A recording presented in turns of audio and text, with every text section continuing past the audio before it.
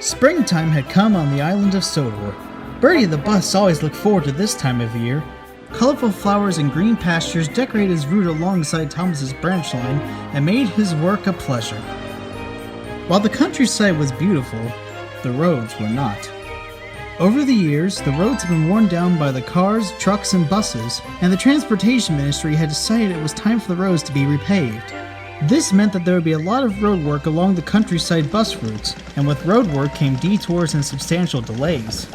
Sir Topham had modified the railway timetables to accommodate for these changes, but the unpredictability of the delays made it quite a headache, especially for Bertie, who was used to being as regular as clockwork and right on time.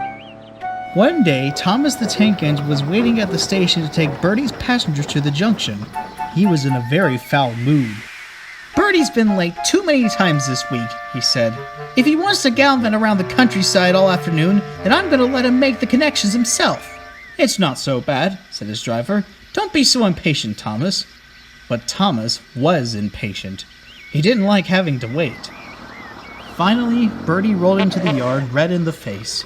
He took a moment to catch his breath as the passengers made their way to Annie and Clarabelle. "I'm sorry, Thomas," he said. "I was held up at the crossroads by the work crews." "Just be glad that I'm a guaranteed connection," grumbled Thomas. "Next time, I might leave you behind." And without another word, Thomas puffed out of the station, leaving a hurt Bertie behind. The next day, Bertie kept thinking about what Thomas had said.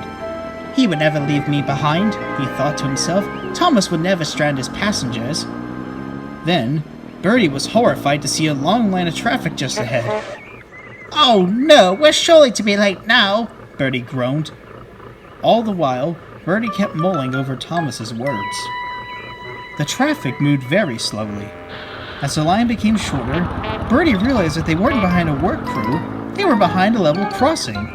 And halfway through the crossing sat Thomas. "Thomas!" Bertie cried. "What are you doing here?" "My cylinders are leaking," Thomas said sadly.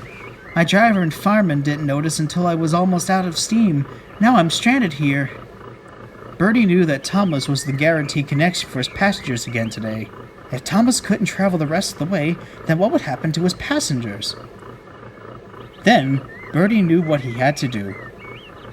"If you're stranded, Thomas, then I can make the connection to the junction." Thomas smiled. "Do you mean it, Bertie?" "Yes. Why call and wait for another engine when I can drive the rest of the way? It will take a little longer than it would by rail, but it can be done." Thomas and Bertie's crews agreed, and Bertie began his journey to the junction.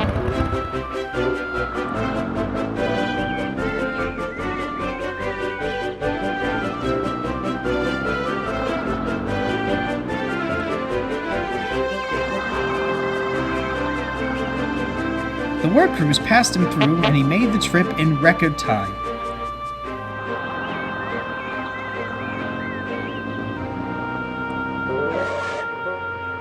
The passengers were very impressed with Bertie, and all said thank you. That evening, Bertie came to see Thomas at the works. "Thank you for helping an engine out," said Thomas. "I'm not sure why you did it when I was so rude to you yesterday." "We've got to work together to keep the branch line running, no matter if there are delays or not." "You're right about that," Thomas smiled. Soon, the roads were repaired, and Thomas returned to the branch line. Thomas didn't complain about delays anymore, because he knew that Bertie was the most dependable bus on the island.